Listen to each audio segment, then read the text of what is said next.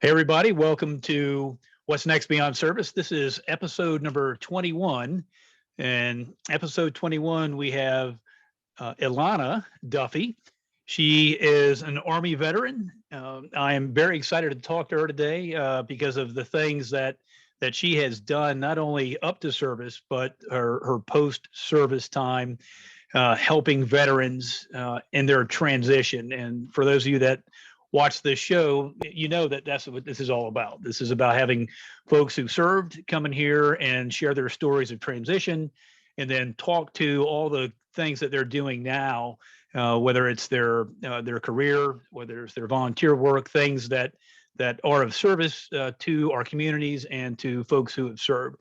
So with that, welcome aboard. Thanks so much for your time today, Lana. And thank you for having me. Absolutely. Okay, well, let's do this. So I'm going to start off by just kind of briefly going through your background. Of course, I'll let you speak to that. But for folks that don't know you and are seeing you on this show for the first time, Lana is a graduate of Cornell University. She has a degree in engineering, industrial engineering, followed up by a master's in research and operations engineering degree from Cornell as well. And then after that, she enlisted in the Army. So think about that. You know, someone that has a engineering degree, a master's in engineering, decides to enlist in the Army. We're going to talk about that. It's a very, very interesting decision there and all the dynamics that follow. So we're going to talk about that. And she's done a number of things since transitioning from the Army. She was injured in combat and had to make a decision to transition from service.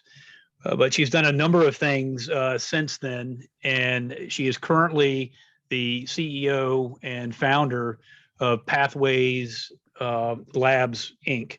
So that is a pretty interesting company that uses technology in assisting transitioning veterans. They use artificial intelligence smartly. I know that's probably a funny thing to say, but they're using it smartly to tailor transition efforts for people that are connected with her in her organization. And certainly we'll talk to that, and we'll let her explain what they're doing. And then we'll also talk about any other items of volunteer work and any other things, side hustles or whatnot she has going on. So with that said, Lana, tell us a little bit about your time in the military, and what led you, after being at such a prestigious institute, having that level of education, deciding, hey, I'm going to shift gears and do this with the Army. Let's start there. Oh boy, yeah. You and my parents, I think, still ask that question sometimes. How does a nice Jewish girl from New Jersey and a Cornell education end up enlisted in the Army for about a decade? So I wanted to be an astronaut growing up, and it was it was everything. I actually went to space camp twice. That's like one of the things I'm super proud of, because I loved it. Yeah, that's cool. And it was like the super nerdy version too. It's you're old enough that they sit you in classes for, like, you learn about like boosters and thrusters and all of these other things. It was wonderful. Yeah, so that's a little more serious. However, that's cool. Yeah. Oh yeah. It's actually Space Academy. Just so that everybody is aware that I didn't just like fall into being a nerd. I was a nerd my whole life.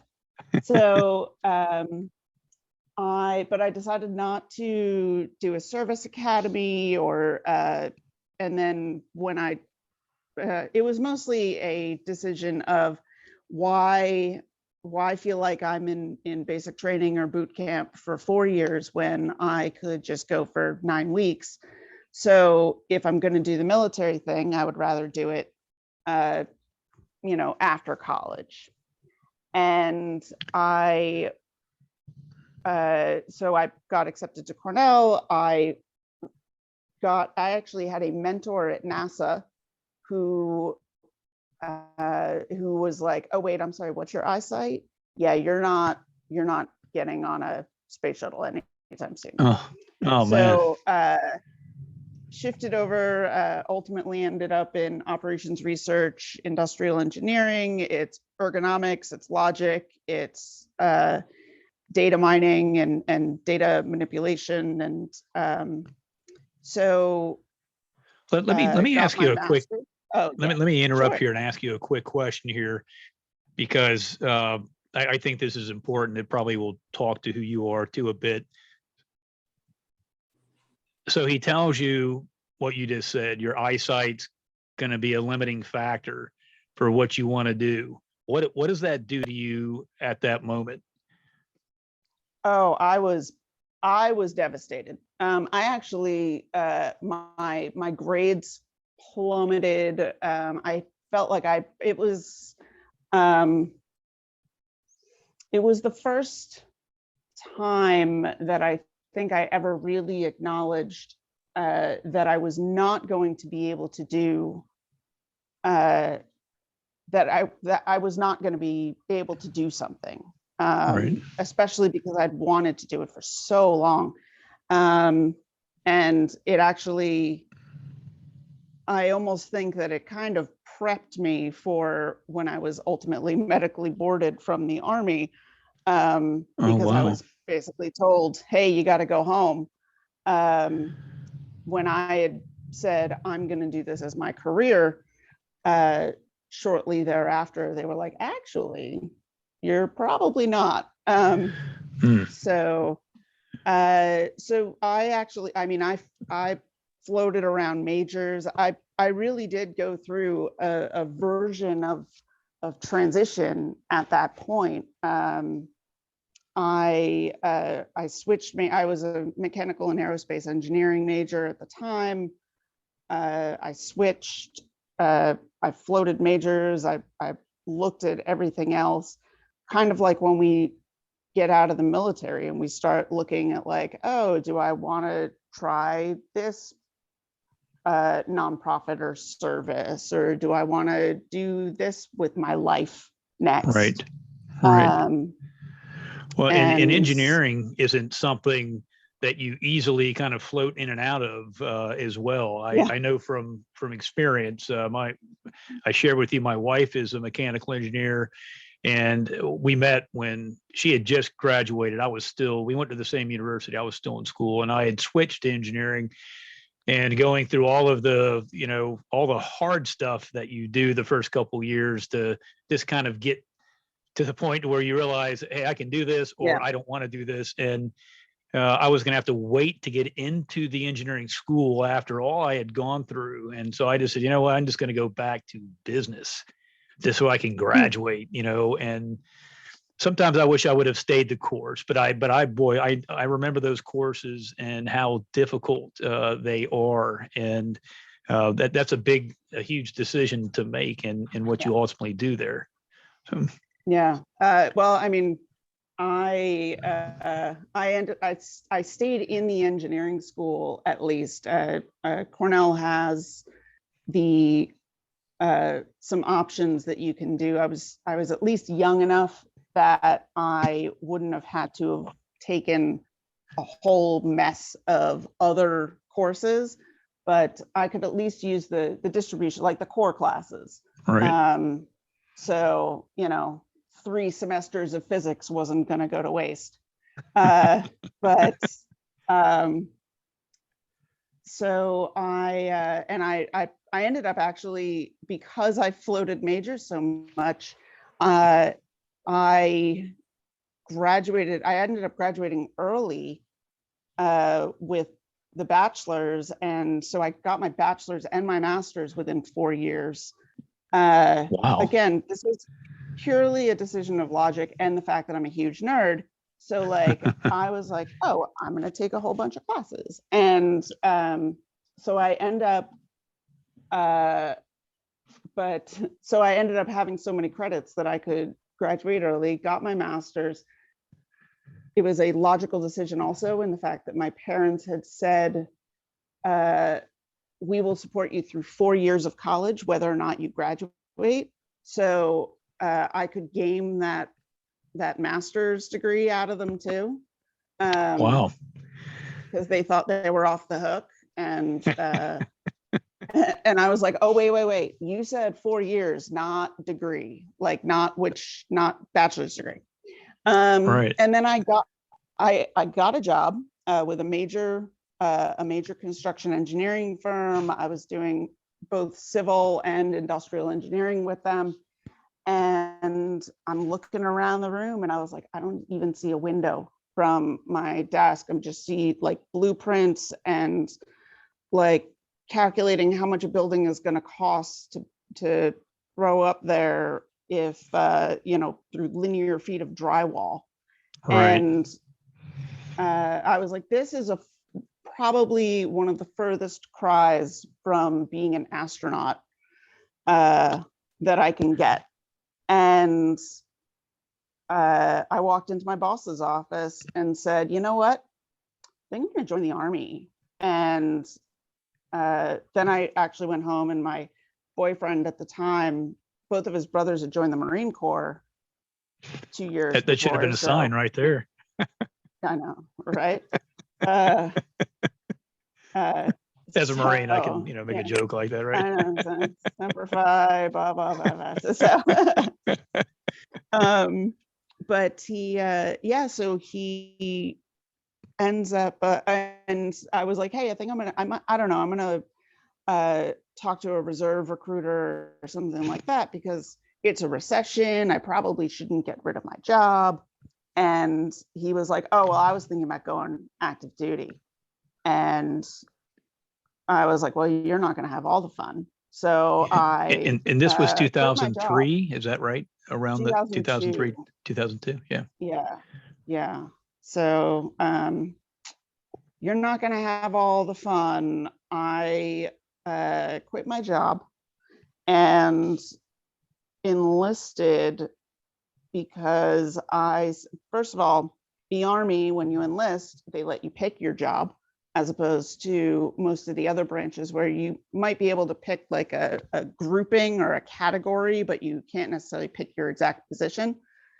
And officer candidate was the same thing. It was kind of needs of the Army and how well you do it at OCS. Right. And I also wanted to have the experience that my junior soldiers had before I would try to lead them. So I reasoned that, at least if I was enlisted for a couple of years, then I could go officer. And then I saw that most of the Army officers were mostly moving papers from one side of a desk to another. So I stayed enlisted. Right. But I was an intelligence collector, interrogator, counterintelligence agent, and I was out with the infantry most of the time. I deployed first to Afghanistan, then went to Iraq shortly thereafter. And that's actually, I suffered my injuries back in 2005, both to my leg and to, I had a severe traumatic brain injury that they weren't looking for at the time. So they called the torn ligaments and chip bone in my leg, they thought was a sprain because there was no imaging. And they called my head, basically they just kept sending me to psych for when I was telling them things like I was having massive migraines, and I was seeing shadows because I was starting to lose my vision, and I had what amounted to an aneurysm. So during the roadside bomb blast. Right. So by the time they figured it all out, I was sent to Walter Reed, got some surgery, had what I call my brain being vacuumed, and to take out all of the bits that weren't necessarily supposed to be there. And I keep saying that I think they took calculus by accident, but Oh, geez. because I took 4 semesters of that. Could I keep it? And then I still stuck with it. I wanted to stay. I actually wanted to become a warrant officer, and I assessed into a highly specialized unit, and that was a career program for intelligence in the Army. And I volunteered to deploy. We were on regular rotations, volunteered to deploy, and said, when I get back, I'm going to be a warrant officer. Like, this is my career path.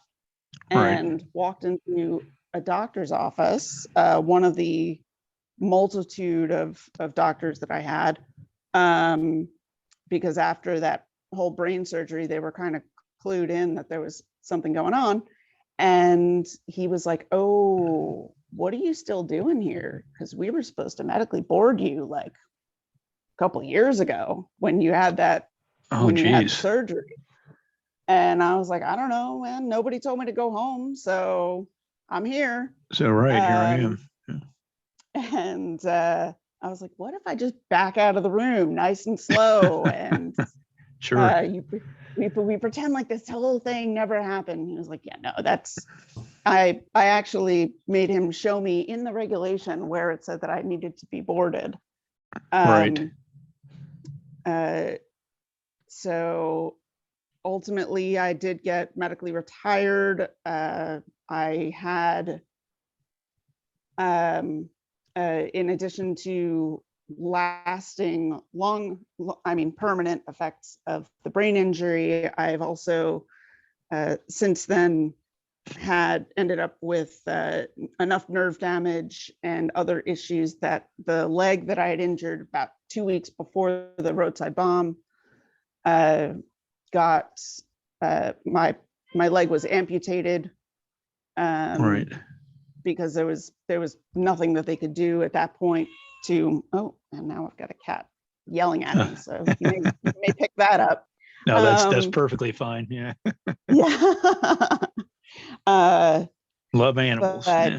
Yeah. Well, she's been with me since I was stationed in Germany. Adopted her from somebody else, from a lieutenant's Black Hawk pilot who was about to deploy, and he had just gotten a kitten and was like, oh no, what do I do with this? And I was like, I'll watch it for you. And then he came back and was like, well, now she's like your cat. So but that was okay with you, right? That was perfectly fine with me. And so now she's 16, and wow. Always, especially in the cold weather in New York City, wants to be sitting on you all winter. Oh, yeah, it's nice to snuggle down though. That's nice, not all cats like to do that. Right. Yeah. I mean, it's really just, I want to suck out the warmth, but you look at it as love. That's right. Yeah, cats are a trip like that. We had a cat for Tut was the name of the cat. It was a female cat. She lasted for about 22 years. And she lived a full life. She was like a dog. If you threw this little pom-pom, she'd run and get it and bring it back to you. And she wouldn't quit. She'd make you tap out. But yeah, great cat. Yeah. That was so. Yeah.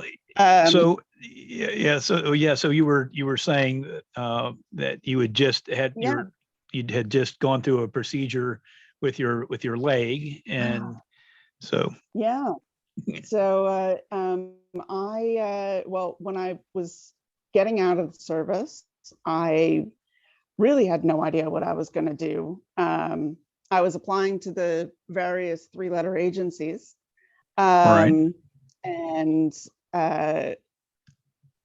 but a lot of, and I was accepted and on the list for most of them, but there were that at that point it was a hiring freeze, a government hiring freeze, and then ultimately the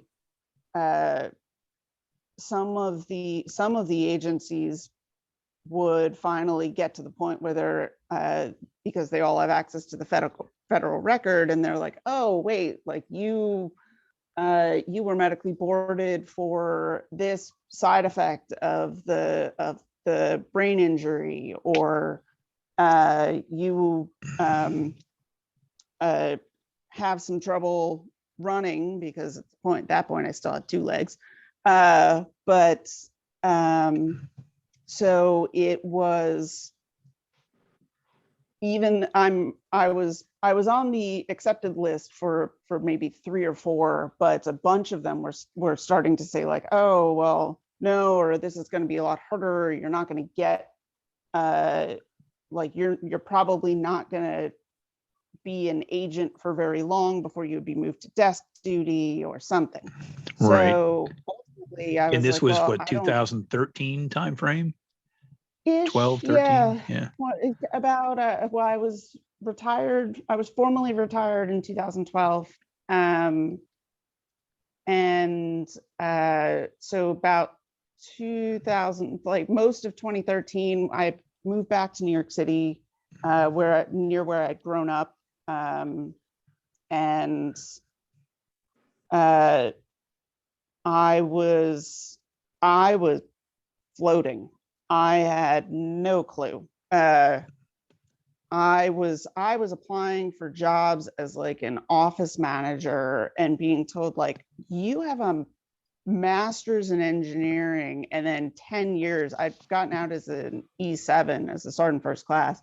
And they were like, you probably don't need to be like answering phone calls and like filing my papers. And I was like, well, I don't know, but I got to do something. Well, if I can say something real quick here, because I think most folks that served know, I mean, becoming a sergeant first class in what, 9 years, that's pretty damn fast. At least in the Marine Corps, it's moving. What's that? I did it in 7. You did it in 7. Holy smokes. Wow. Yeah.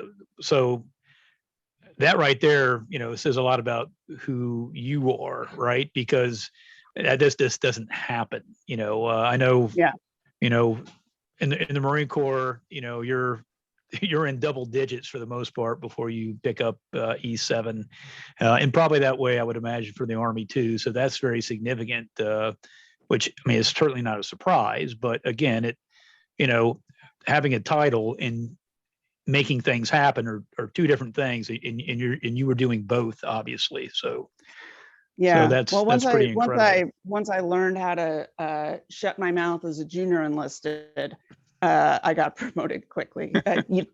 When you show up with a degree that amounts to essentially logic, and you roll into the military, and you're like, why are we doing things this way?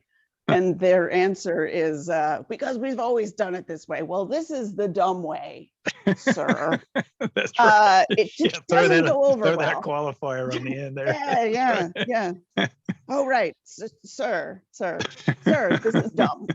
I can imagine the frustration that you had there, and I know we talked a little bit about this, on our pregame call, and I shared with you how, as an active duty guy, I also served with the reserve component, and it was amazing the folks that would come on, that were corporals or sergeants who were lawyers, or they were engineers. That's what they did in their day on stay on job when they weren't wearing the uniform.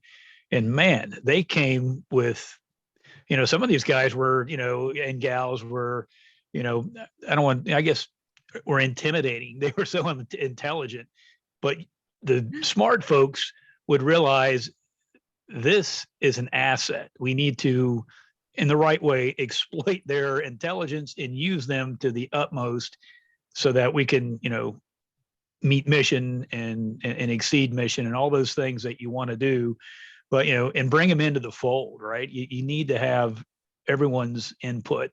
Doesn't matter who it is, right? And you need to, Oh yeah. you need to cherish that, and you need to groom it. And I think folks that don't, units suffer because of that, as do, people. So, I mean, there's a right way to do things. And so, anyhow, I'm kind of sidetracked here, but so Yeah. let me Oh throw this boy. back to you. I could go on tirades about the weird things that happen, and I've seen it. I know it's not just in the Army. Like sending the Korean linguist to central Iraq while you send the Arabic linguist up to basically, I mean, it was Kurdistan, it was north of Kirkuk, where Right. the Republic of Korea Army was your primary, they ran the base up there. And Right. so it took them a solid 3 months to realize it and switch them. Well, what did they think? It was a career broadening tour or something? I was like, well, this makes absolutely no sense. Absolutely no sense. It was phenomenal. But you were talking... I loved my military career, though.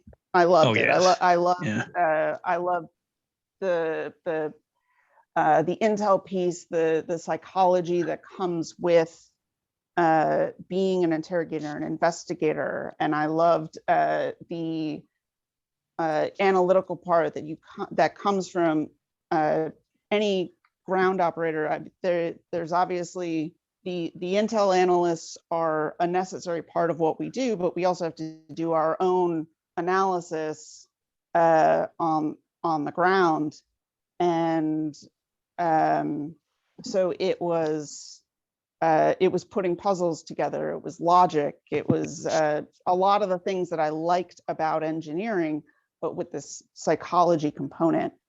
And I didn't know where to find that when I got out. Right. Yeah, those challenges aren't there any longer. Yeah. Yeah. And well, I could, just listening to you talk, and as you're developing your story and talking about what you had intended to do, you had goals, you had aspirations, and you were going back. You were going back to the fight, so to speak. And that says a lot, again, about you, that you did love your service. You were serving, you wanted to serve more, and you're meeting these barriers.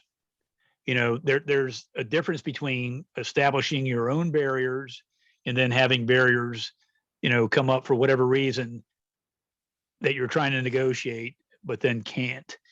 And today, before we got on, I was looking on LinkedIn, and a guy that I'm connected with.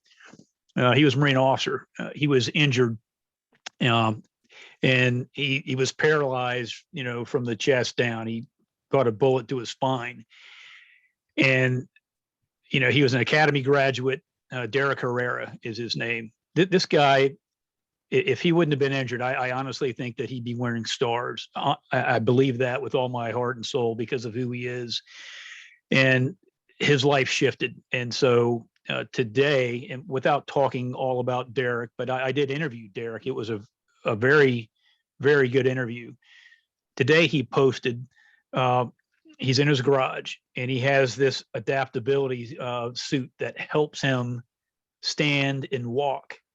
And there's a bit of a story to this, but today his wife was filming him in the garage with his sons, his two little boys. They are as cute as could be.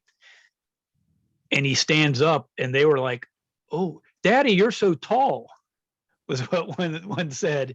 And they were so excited. And he was like, "Yeah, let's go for a walk outside." And so in the text of the video, he talks about how there are barriers in life, and that at some point he decided he wasn't going to let these barriers stop him, that he always he said he always questioned authority, and he always was, wondering why. And don't let yourself be told no. Find a way, and just that whole thing. I've been thinking so much about that lately, how we can fall into the trap of setting up our own roadblocks and not being successful, and then falling into maybe that circular spiral. And so as you're talking, I was thinking, and I can see that you're the kind of person that's going to say, okay, well, I don't like that, and so I'm going to find another path. And maybe that's part of the name of Path, the name of your Pathfinder, the organization now, potentially as how that might come together. But and I understand the Army history to Pathfinder, but anyhow, so I know I'm kind of jumping on your story here, but just thinking about you, and then thinking about Derek and what he posted today, I just thought that was kind of meant to be, that me seeing this before you and I talking again today. Oh yeah, it was. I mean, and I feel like I am familiar with his story because that all sounds very familiar. Yes, Derek Herrera. You might want to check him out on on LinkedIn when we're done here today. If you're not connected, he's doing really good stuff. He's in innovation, and he's helping people who are like him, that need mobility and other things that come with being confined to a wheelchair. There's a lot of things medically that you need, and he's doing those things. He's pretty incredible. Yeah, that's amazing. Yeah. I have full admiration, especially being an amputee.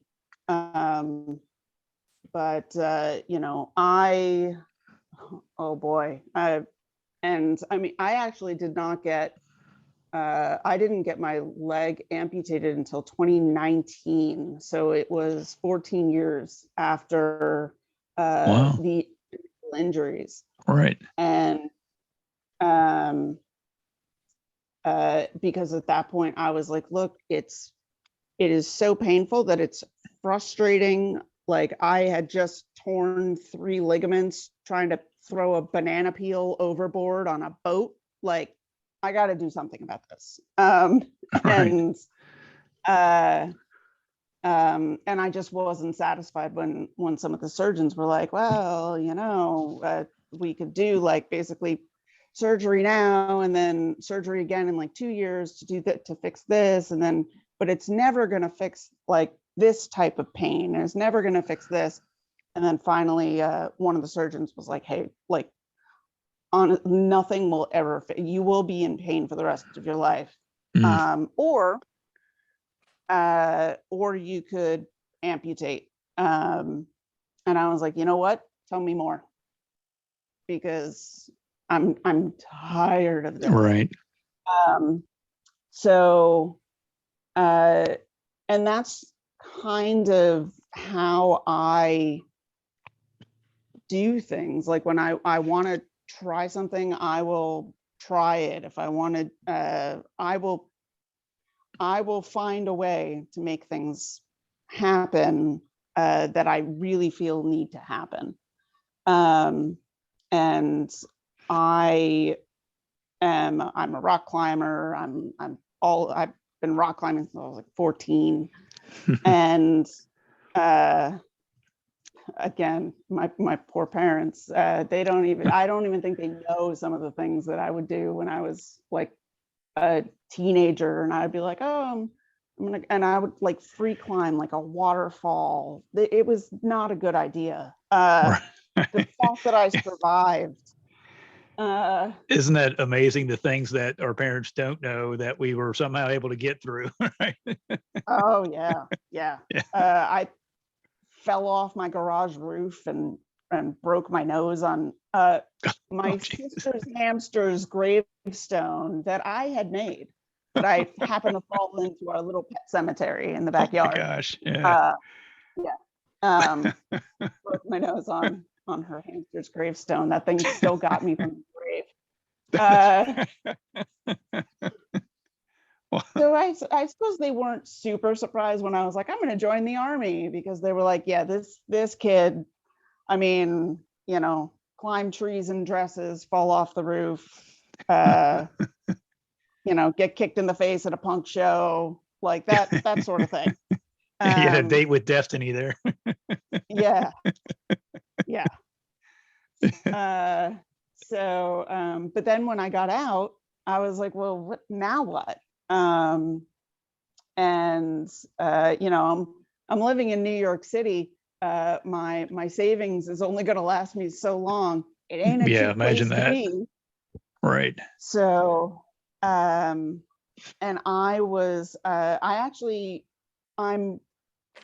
I sort of luckily am one of those people that when I am not having a super positive experience, I will try something else until I find something that I feel like it's a good fit.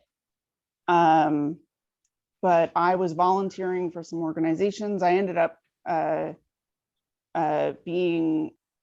running like the New York, New Jersey area for one or two of these organizations.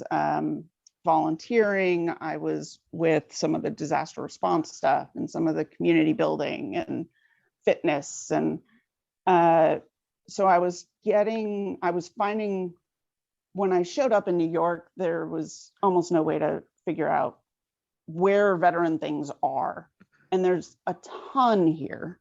Right. We're lucky in that way. But the hard part is figuring out where they are, because it's, even though there's over 200,000 veterans here, there's like over 8 million people to sift through anyway. Yeah, that's a huge number. Oh yeah. All crammed into these 5 little boroughs. That's right. But I just started connecting with more and more people, and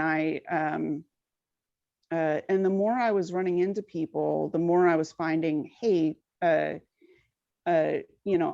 went to this one mental health organization and I did not get along with the therapist. So you know what, maybe it's not for me. And they wouldn't go back. And I was losing friends to suicide. I was losing friends to and I was like, there's 10 other organizations just in the New York City area that you could try, like, or you could try a different therapist through the same organ. Like, there's other things that you can do. And so, and Lana, isn't that a truth, that there's not just one person out there for you? If you're not seeing a connection there, then you need to find somebody, and you need to it's iterative, right? Yeah. It's until you find that person that you connect with, in terms of, having someone to help you. Yeah. And I mean, goodness knows I get the frustrations. Like, people are like, you know what? I started doing my my disability application and I got denied this. So you know what? Like, it's too exhausting, or I don't want to, like, I have to go and find my own records. Why don't, like, or the doctor at the VA was a jerk, so like, I guess I'm just not going to get seen for this. And I was like, request another doctor, like, or you're not having any luck at the Manhattan VA, go to Brooklyn, go to the Bronx. It's a further commute. If you can make it there, try to go. Like, I know that it's so frustrating, and and I find that especially with veterans, some of the ones who have been out for a while, like, they kind of don't have this anymore, but the ones who are fresh in transition, or some of the Vietnam vets, those are the two extremes that are like, and I think with some of the younger vets, it seems to be like you really only had one option when you were in the service. It was like, okay, you're going to sick call, or you're going to and you'll see the doctor that you want to see. You'll get your Motrin, you'll rub some dirt on it, you'll take a knee, and then you should probably drink water, and then you can get back to do, like, you're told what to do. You're told Right. how That to, sounds very familiar. yeah. This is when you shower. This is when you exercise. This is how you make your bed. And then we get out and we forget that there's choice, and we forget that there are options. And there also, especially, there really wasn't a consolidated place to find everything that you could see that there were options, or Right. a place where we could recommend things to each other and say, like, hey, if you can get past the front desk, like the person at the front desk is like perpetually having a bad day. If you can get past them, the people who are going to help you find housing are wonderful humans and will stop at nothing. So just be prepared that when you walk in there, the person at the front desk hasn't had a good day since like 1965. And so there's so much truth to that. oh yeah. Yeah. Like it's and I have encountered some of those people, and I'm like, I understand. Like, you've been mad since the Nixon administration. I get it. Great. I'm gonna go talk to the person who's gonna, like, help me out with this thing that I need. Sure. And so when I started seeing all of these things and all of the different options, and that there was really no place to see what they all were or to help each other find them, that's when I kind of dusted off some of the old engineering degrees and the logic and the, I mean, my programming skills were way out of date after a decade of, talking to people about, 3 men, red Toyota, 3 AK-47s, but like, because I'm telling you, that's the standard. All of them wearing ski masks for no reason. Where you're gonna find ski masks in Baghdad, I don't know, but they all had them. Right. So, yeah, I love intelligence collection. I spoke pretty decent Arabic by the end of that tour, but most of it was about describing 3 men in a red Toyota Right. with beards and ski masks. So But I bet you did it better than anybody. yeah, oh, it was great. But yeah, so I said, you know what, I'm gonna start this company. I buddied up with another veteran friend of mine who had gone back to school. He's a Navy vet, and he had gone back for a data science master's degree. And you're talking about Pathfinders now? Yeah. Okay. Yeah. So and yeah, we came up with this plan of, like, how can we use tech and this crazy series of tubes we call the internet to help people figure things out. Because I know that when I got out, it got dark, and it still took me a year, 2 years to figure out how dark it was, or that I was likely in danger during several periods of that. Right.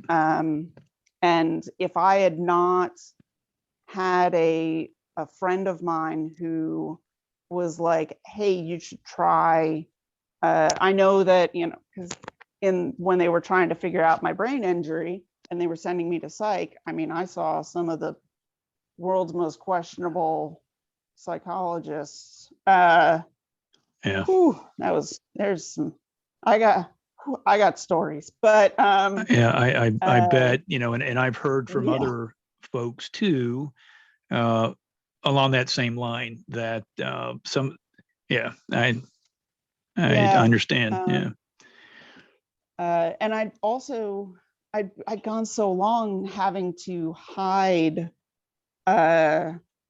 any problems. I mean, in my profession, you might lose your clearance. Sure. You Absolutely. might, if they would threaten to strip you of your clearance and your job. They would,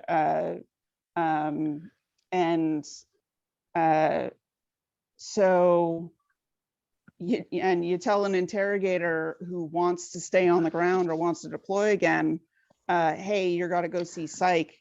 We know what to say to convince them to let us stay on the ground. Oh no, everything's fine. Yeah. So do you by chance know Dr. Teresa Larson? She was a Marine officer, company grade officer, and she got out. What you're saying is, it's so familiar because she was having challenges along these lines where what can you talk about, what do you absolutely can't talk about because of what will come career wise. And then finally with her, she realized, look, I love my career, but I need to I need to heal. And so she made a decision to tell her story, and then wound up leaving the Marine Corps. And she's done amazing things. You kind of remind me of her as well, listening to this part of your story. I think you guys would absolutely connect. Absolutely. Oh yeah. And I am always looking for other lady vets. She's phenomenal. One day I'm going to get that hashtag to take off. Hashtag lady vets. But I know a lot that can absolutely help you with that, because there's a lot of fantastic women that like yourself. Absolutely. Sweet. Which and because it's also harder as a woman in the military, because you can't be seen as weak at any point, especially if you're the only woman surrounded by all these infantry folks who kind of look at you already like, I'm gonna have to carry you, right, as like you are a burden because you are smaller than I. And so you're always having to prove yourself, and so you can't show hey, maybe like dead body number 3 this week seems to be affecting my sleep, but I can't look tired. I got to look bright-eyed and bushy-tailed for you guys because we're going out on convoy number 18 tomorrow.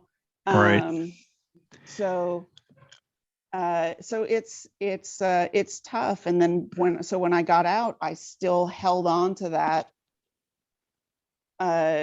I still held on to all of that, and the hide it and don't talk about it. And I was like, if I figure out this job thing, I'll be fine. If I figure out like, okay, job and housing and all this stuff, then I'll be fine because I'll resolved all of this.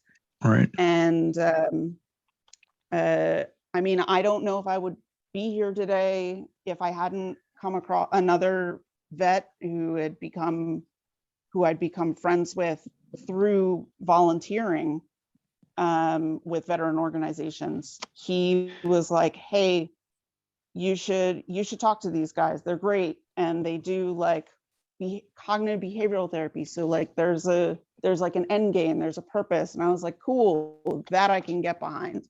I'm an engineer. I like having a process for things. Right.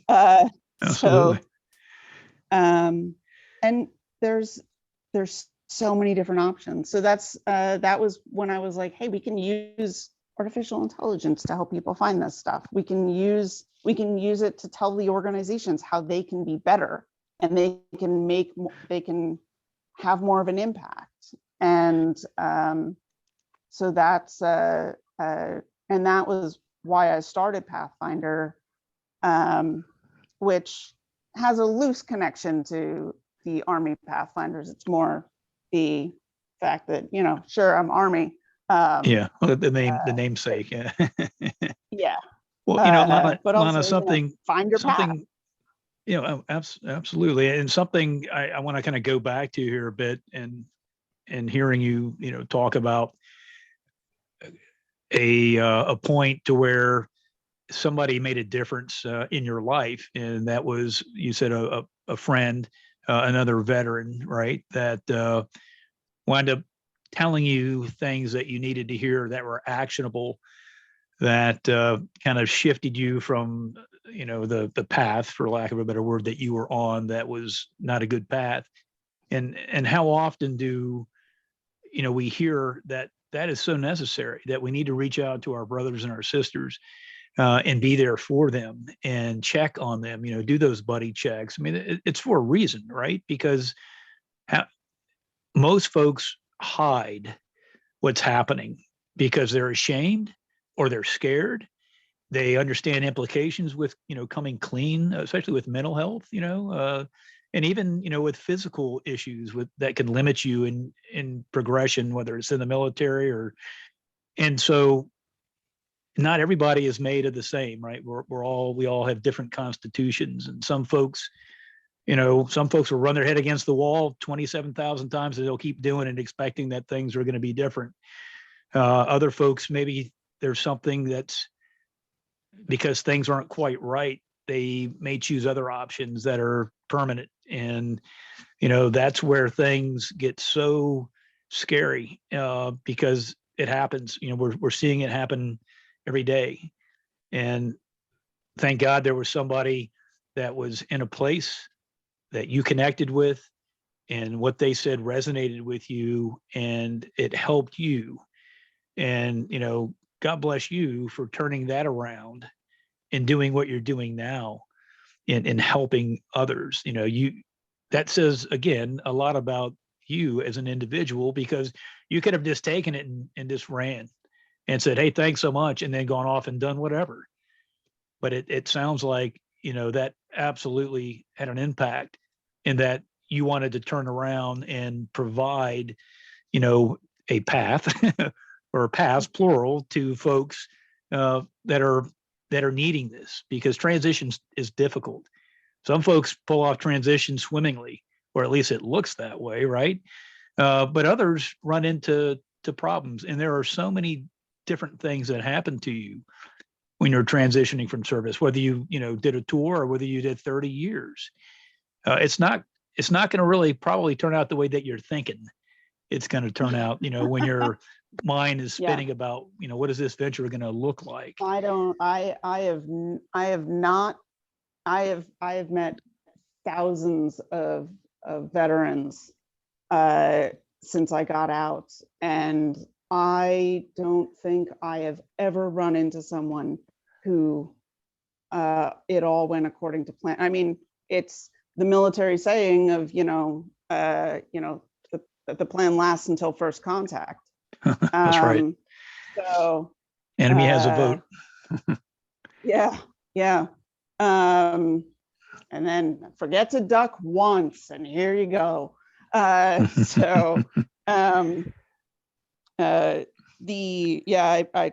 sometimes refer to my Purple Heart as that time I forgot to duck, or my enemy marksmanship award. But the oh geez, yeah. It's you know, that dark humor of right. You know, what are you going to do about it now? Well, you know, humor. Telling my nephews, I'm telling my nephews that my robot leg is, that I'm going to get like a jetpack or something on it. So the problem is now I think they're actually thinking I'm going to show up next time and like be able to take them on jetpack rides. So I'm going to have to figure that out. Yeah, well, hey, that having that sense of humor is so necessary. I mean, it gets us through so much in life. You know, sometimes the awkward moments or the really tough times. You know, being able to have that place to go to. You know, that bit of relief that that humor can provide in life, and understanding, when to use it, and the positive effects that it brings in relationships and stuff. Let me ask you this: looking at what you're doing now with Pathfinder, tell us some, just kind of think about, what are the most successful outcomes that you can talk to? I just glanced at my watch, and we're at an hour already. Hard to believe, but is there anything that you can, what's the one thing that you want to tell us about Pathfinders and the success that you're having with your organization? I think, I still answer like direct questions, but I think that seeing some of the results of people finding an organization that they didn't know was out there that provides service dogs or equine therapy, or hikes in Hudson Valley versus a hike in San Diego, and just trying to seeing the community actually connect, and some of the feedback that people are giving to service providers has made such change in even the provider network. One of the organizations used our analytics to form an initiative that's now being spread countrywide to get more veterans outdoors for the mental health aspects Nice. of hiking and outdoor activities. And they're getting it sponsored by the state and national parks, because it's a critical way to get them out. And That's tremendous. Yeah. And they modified our program so that they modified their programs based on our analysis of the feedback that veterans were giving them. So they didn't just hear hey, you guys are great, and I had a really good time on that ice climbing trip. They're also seeing, hey, the average stress of people who are regular participants is 20% lower than the average veteran, or it's they're motivated by the connection that they're getting from others. So small groups where they're actually able to form those bonds is going to be great. And they changed their programming. They had amazing success, and now they're able to do a national initiative. Wow. So more vets can actually go to it. Right. So it's both being able to connect. So it's turned into this thing that's like a whole community, and even vets just being able to tell other veterans, this is a place for you to go, is great. So, this is also how we definitely don't have time to get into the idiocy that I'm doing next year with Antarctica, but that's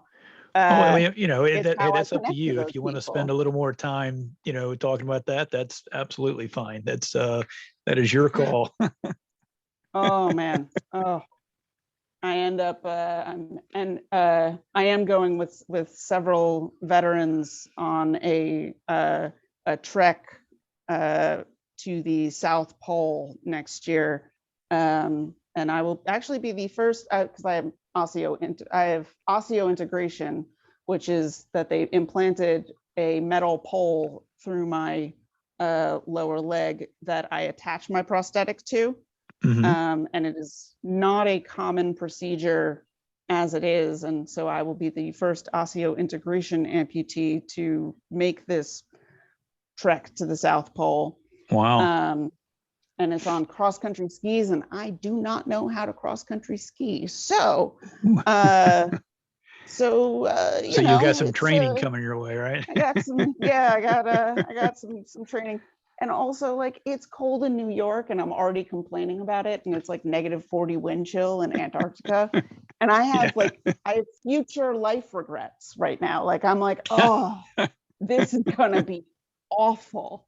Yeah, you got to embrace the suck, right? As we say. Yeah, it's I was like, I'm sure it'll be lovely and gorgeous and I'll be super happy when it's over. What was kind of how I feel on most of my mountains, so it's fine. Right. Well, what was the impetus for what you're about to do? Is it part of the, is it part of the finding your tribe thing with, a group of veterans that you're connected with? What's the deal? This is basically just the being found. So it's because of that network and because I'm a mountain climber and so forth. Like I've climbed several of the 7 summits, but I think I'm good with that. I'm good with the single mountain stuff. But it was seriously a Marine, of course, called me up and was like, "Hey, I have a dumb idea." And Marines have plenty of those. Yeah. And I was like, oh, that sounds terrible. Okay, I've done terrible things before. I'll do this. I submit, falling off my garage roof and getting kicked in the face of punk rock shows. Like, and I still go to punk shows. So,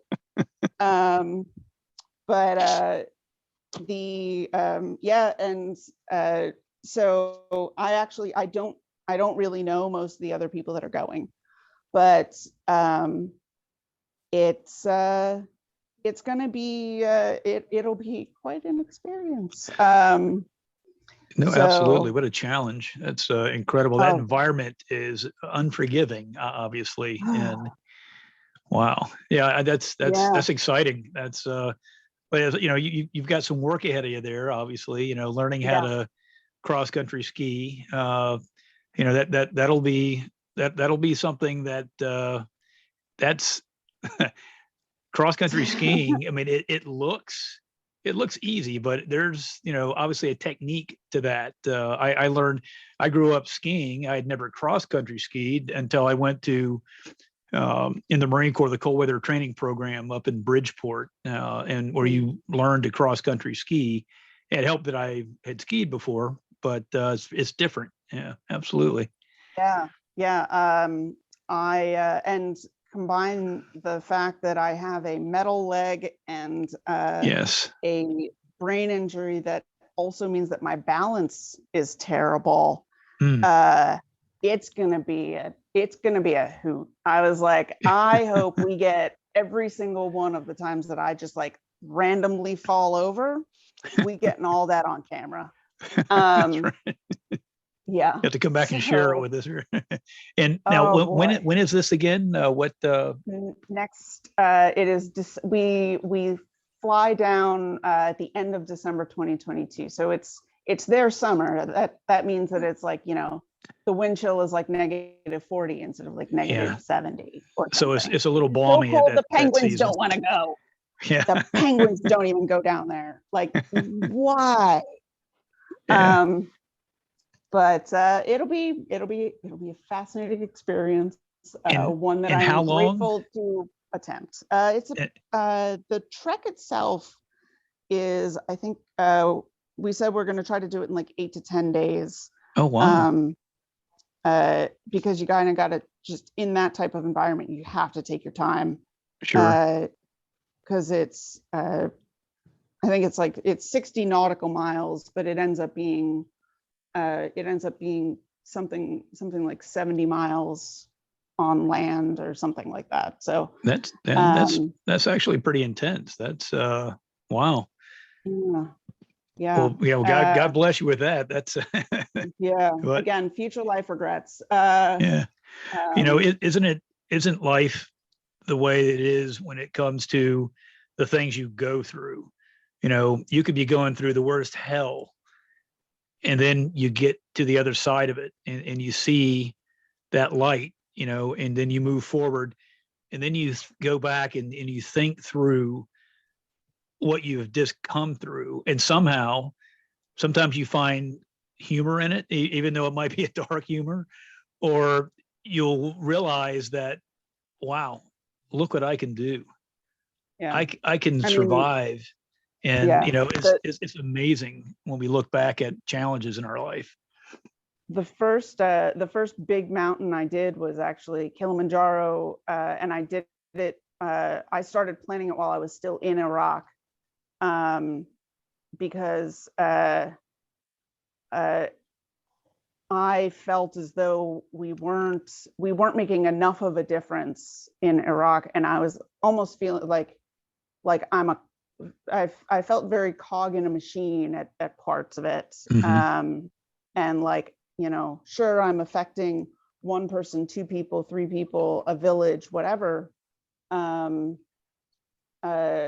like, finding these bad guys with bombs, but but how many friends have I lost in the interim, and so forth. Yeah. And right.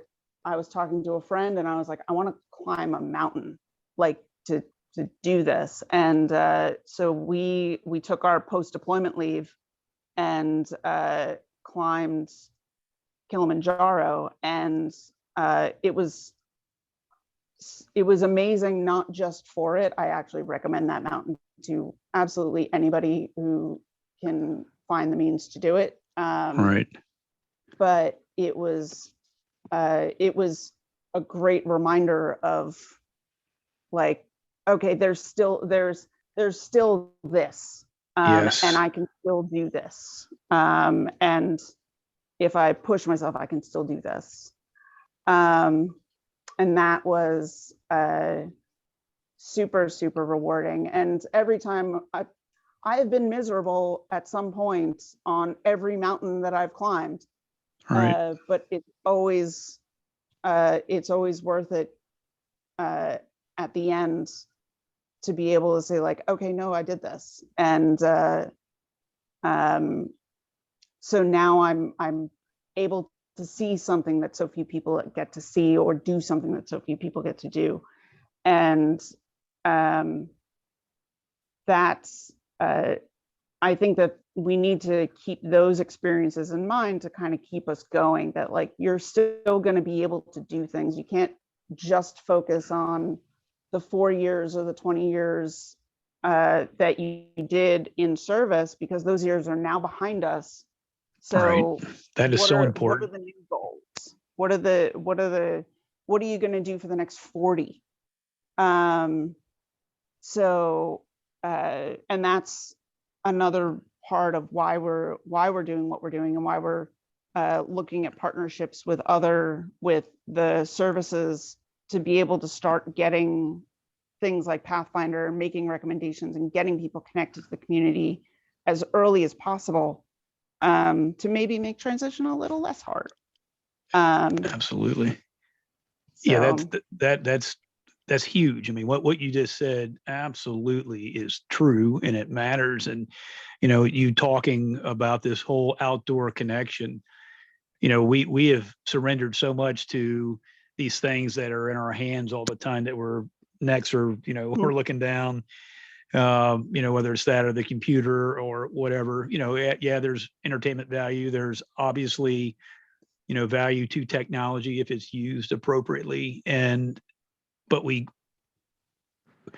give up so much of ourselves when we're not looking at the sky, when we're not stepping outside and finding those places in nature, because that's who we are, right? I mean, that's absolutely who we are. We come from this earth. And so there's that connection there, and to just think back to when you were a kid, at some point something happens and that part of your life just tends to dissolve, and unless you're actively reaching out for it, and you got to be. And what you're talking about is so nice to hear, that you're helping to enable that with people, and get folks back out because it's for your heart, it's for your soul, it's, you know, for your mind. It's so, I love it. And And that's why to all of the vets who say, like, you know, I did enough camping and outdoor stuff when I was in the military. The equipment is so much better in the private sector. It's okay. It's so much more comfortable. yeah, Like, amen to that. you do not have to set up a tent with like a poncho and a stick. Yeah. Like, it's okay. Yeah. Yeah, you know, and there's just a reawakening. You know, it's a spiritual thing, and you know, there's just such goodness to that. So I'm really glad to hear that.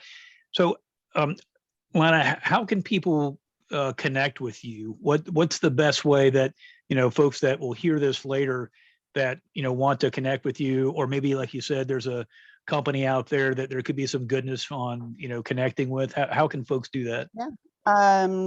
They can find, I answer pretty much every email that comes through the website. So that's pathfinder.vet, that's VET as in veteran. Pathfinder.vet, pathfinderlabs.com will take you to the same place. And I'm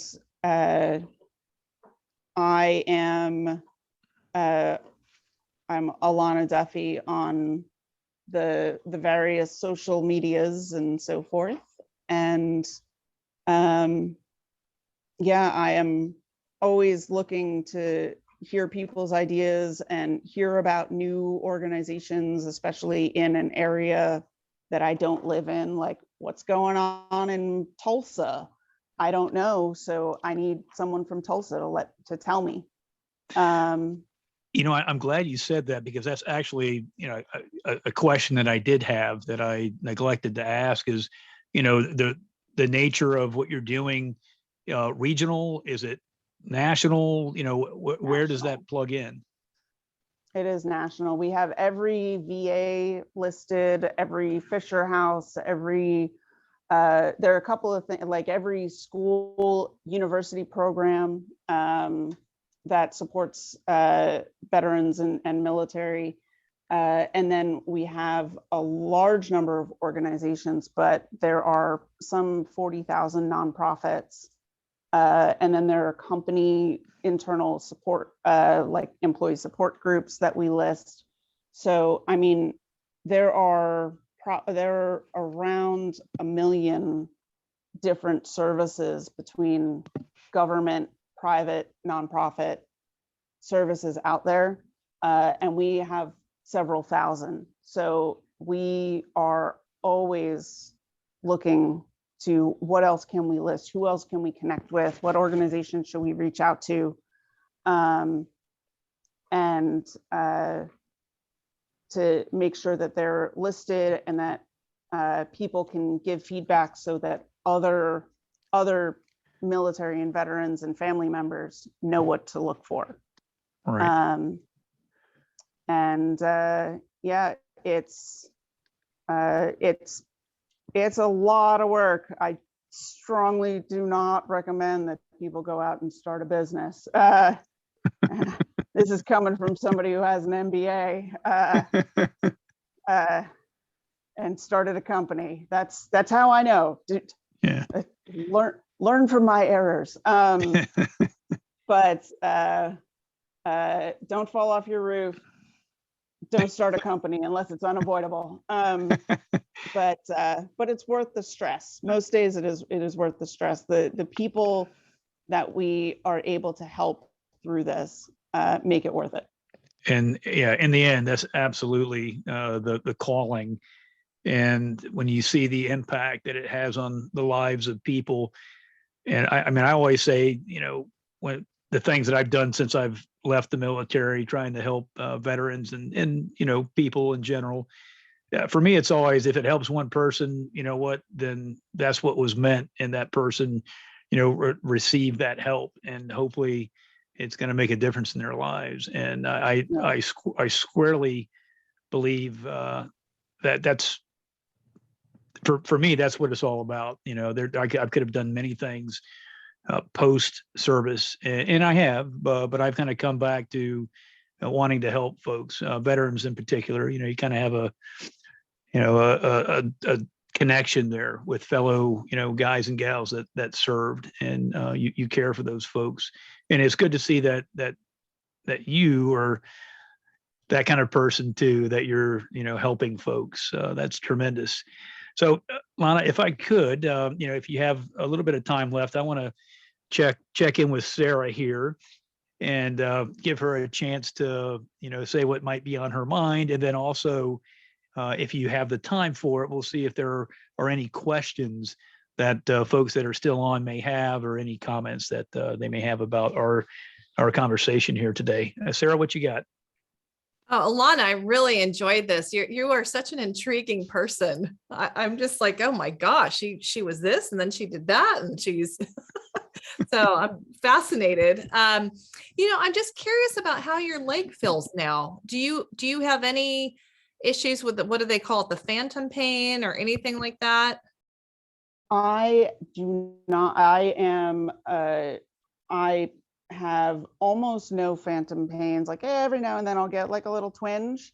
The biggest pain really is I'm at the point where I'll sleep in my leg and with the leg attached, because the mornings that I don't and I forget, I have fallen onto the floor from forgetting that my leg's not on. And showering was tough for a little bit. I actually now have a showering foot that I leave in there, that I leave in the tub. Yeah, I have adjusted. I'm still kind of learning how to run, because just the mechanics are different when you don't have an ankle or the ability to push through a foot. But I am so glad that I made the decision that I did. It's definitely not for everyone, but I'm in so much less pain now than I was. That's good. That's good to hear. And I really wish you the best for your future adventure. That's, again, fascinating.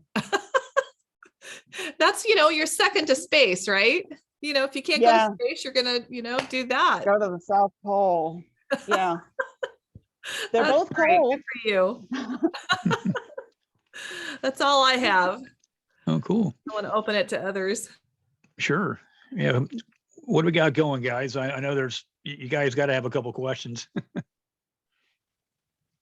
Oh, well, I certainly do. Hey, Paul. Thank you for your time here today. It has opened up some points of view you had not previously seen. And I'm an old guy and have collected most of them, but not that many.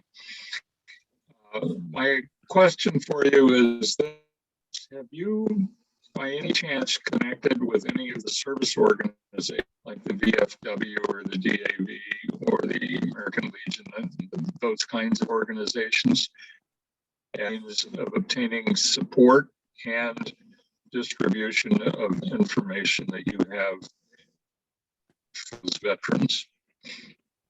I have been on a periodic crusade to actually have all of those listed. I think I'm like halfway through the DAV list, and the legacy organizations like the Legion and the VFW. There are so many. The biggest challenge that we have is that a lot of them are independently run. Or independently managed, so it's a little more difficult to talk to the commanders. We have a plan with talking to some of the state commanders, but because I think I'm a Legion life member. Boy, oh boy, do I forget the things that I've done over the past couple of years. But No, we have a bunch of them. We definitely don't have all of them connected on the platform. We're working what on I that. was interested in, what I was interested in is connecting at the national level, and I can tell you why. I am a past commander of the American Legion post in Newport Beach, California, and I am now a member of China Post 1, which is in exile out of France. And I think what would be truly helpful to each of these organizations is to have an article put in their monthly magazine, which goes, in the case of the American Legion, to 2.8 million people every month. And I think that if you, in that article, put in links to the things that are important to you, they might find of value, that will distribute the information down to the ground pounders. And that's where the information needs to be. You do not want to have to rely on a state commander, sure that all of the veterans in his organization in that state know about what you're doing. And so, simple thought, and from experience, I can tell you that it works. Yeah, if there are ways that you or anyone else knows how to facilitate some of the national level conversations with their leadership, I am very much open to talking to their national folks and seeing if there's something that we can work out. Well, I think what you want to do is, and I will certainly be glad to help you with this, point you in the right direction. I think what you want to do is put in a proposal of each of these magazines describing in summary form what you would like to have included in an article. And I think done the right way, that will get their attention. Their job is to serve the needs of their veterans and others, family members, and all the rest of it. They have an auxiliary. They have the Sons of the American Legion. In my case, Yacht Club in Newport Beach, and I was involved in that. Kind of interesting over to the Yacht Club and be the Vice Commodore, but in any event, the Doesn't sound point like a of that bad place is to that, be, really. well, no. The point is, I'm happy to help you in any way that I can, and visits from almost every national commander since the time I was at Beach, because they all came to see what we were doing, because we had 3,500 members in our post, and being commander was a full-time job without pay. And so I knew that, and I took it and ran with it. And so, as I say, I'm happy to do whatever I can to help, and we can talk more about this offline, perhaps through email or whatever works for you. I will address on here for you in the chat section, so you can cut and paste it or have a copy. Okay. All right, sounds great. Thank you so much. Yeah, would love to. Especially a lot of these legacy organizations, it's so important because it's not just for, and they also appeal to multiple generations of veterans and everyone. I don't think that we ever leave a state of transition. We're transitioning and we're figuring it out for the rest of our lives. And so if we can be a part of any of that, I'm happy to do so. I'm transitioning from being old to being antique. And it's always in transition. And candidly, when I got out of the service, E214, I got a paycheck and I got transportation home. Story. There was no information I didn't even know the VA existed. And that was my ignorance. But then when I was commander, somebody from the VA called me up one day and said, I would like to come and do a presentation to your organization. And I said, pick the date. It will be yours.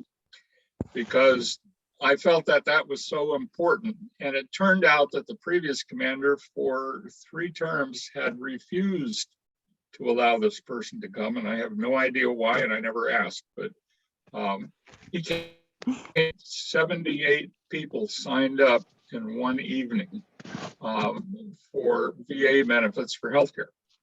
And that, even if only one person had signed up, that made it worth it. Myself and a close friend of mine both signed up, and we've been using the VA services ever since. Amen. I am now dealing with low vision and difficult hearing, and they have been an absolute godsend for me.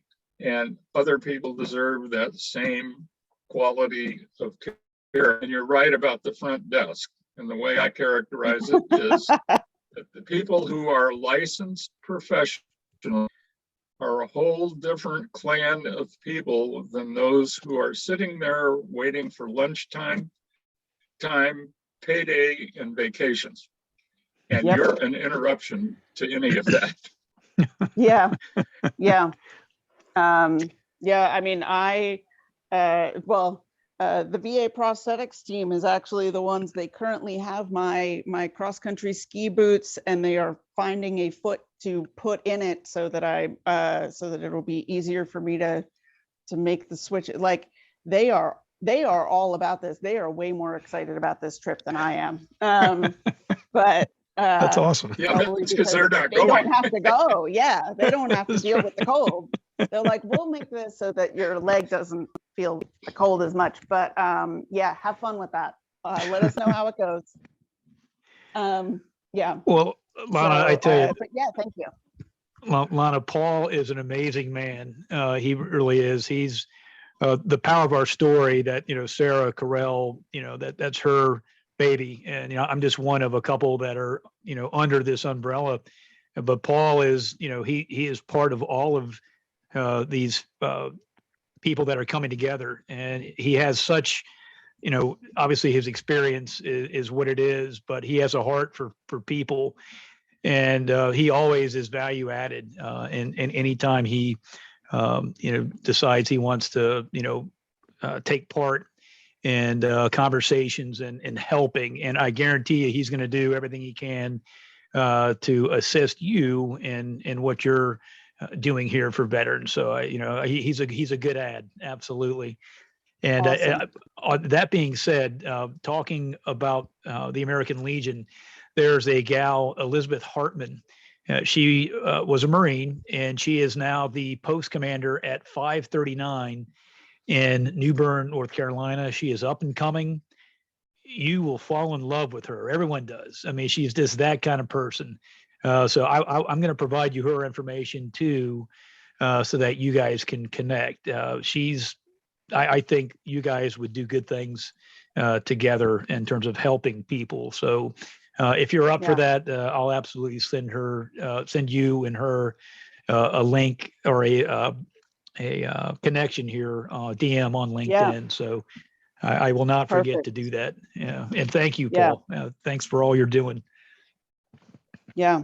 And by the way, Sarah has been featured on our blog before, so I am familiar with the power of our story. So Casey did such a good job. I really appreciate it. I actually use that interview all the time to send people my why, because she did it so well. I thank you. Yeah. Thank you, Scott. Yeah, absolutely, Paul. So, Sarah, do we have anyone else? I know we're. We sure do. We have David Perez. Good to see you. Oh. As well. I'll pipe in for 2 seconds. Lana, nice to meet you. And Are you in thank Antarctica for- or something? Where are you? Yeah. Welcome to the frigid Northeast. That's right. Yeah. Coming Yeah, to you it's cold from out here. Oakland, New Jersey. Yeah, it is. And At this least you have weekend's the not right gonna be gear better. on, though. Your North Face gear. You're The looking old good. North Face. And we're going up to Massachusetts for the weekend, and it's going to be a high of 6. So it's going to be a Ooh, real treat. beautiful. It'll be fun. Thank you for sharing your story, your experience, your journeys, and your transition. I'll parrot Sarah's word and say you're definitely fascinating and intriguing. And just thank you for sharing that. I love. Sorry, I joined a few minutes late, but I got in most of it. And thank you for all that. I look forward to hearing more about you and from you. I think what you're doing is absolutely amazing. And love to see you joining all of our talks and experiences here through Sarah's groups, because it's a special group of people, and would love to continue to connect. And I'm also a New Jersey guy, so I certainly understand the whole Northeast thing here, and we need more of us in our group. Yeah. So nice to meet you, and I look forward to all connecting. these San Diego people, I'm telling you. Yeah, and if you're swinging through Manhattan, if you're swinging through the big city on your way to and from Hopewell, let me know. We can always grab coffee. Absolutely. We honestly, we haven't been in the city for a while, but yeah, we my wife's parents are in Long Island, so we do come through occasionally. Oh, nice. Yeah. But absolutely, we'll have to connect beyond this. Yeah. Hey, coffee is the great uniter, by the way. Yes. Except for the guy who's never had a Yes, coffee, it cup is, of coffee Scott. a day in his life. Hey, it's not too late to start, right? We're going to have coffee, and now the cup is turned into a giant pot waiting. And Yeah. hey, that is the truth. That is absolutely the truth. Yeah, I've Paul, I'm nursing myself back to health here, but you and I are on the list for, probably a couple pots. I had one Well, other person here that I- wanted to say hi. Oh, hey, Hi, sweetie. what's your name? That's Danielle. Oh, hey, Danielle. Aw. Hi, Danielle. It is the end of the school day, so got to do my parenting thing. Yeah. That's awesome. Yeah. Okay, When, cool. Well, that you was and nice. Sarah have when you and Sarah have time together, I will place that's convenient to you, and we'll sit down and have a nice chat and have coffee and whatever else we think we can get away with. Yeah. Well, I'm sure Scott and Sarah's I up for have never that. even Yeah. met. We have never met in person. Isn't that crazy, Scott? Yeah, I know it is. Yeah, but you know what? Hey, that's okay. But we're going to do it. Yeah. Yes, definitely. Let's do it. Yeah, cool. Well, we got anyone else that has a question or a comment, or I think we good? Okay. All right. Good. Thank you, Lana.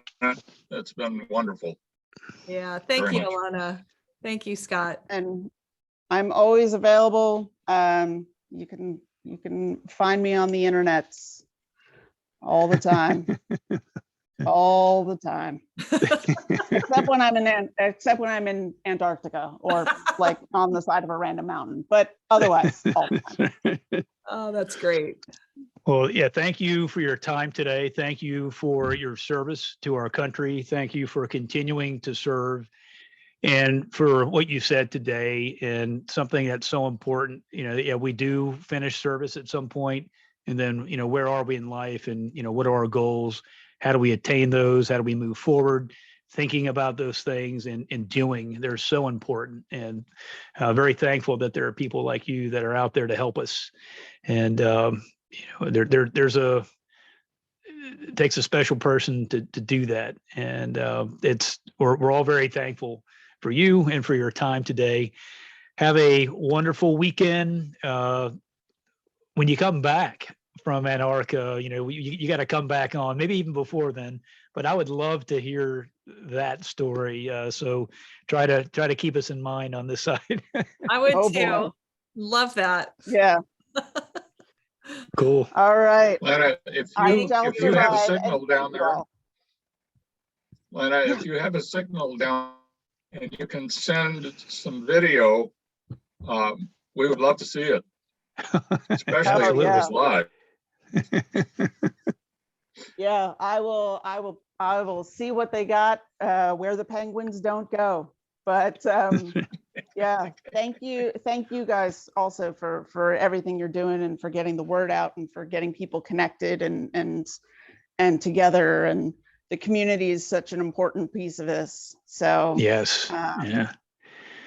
No, hey, thank you. That means a lot. And, it's all about people, mission's important, but you don't make it without the people. And, you gotta bring folks along, and that's all good stuff.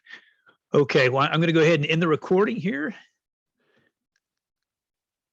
Or I'm going to try to fat fingered that here.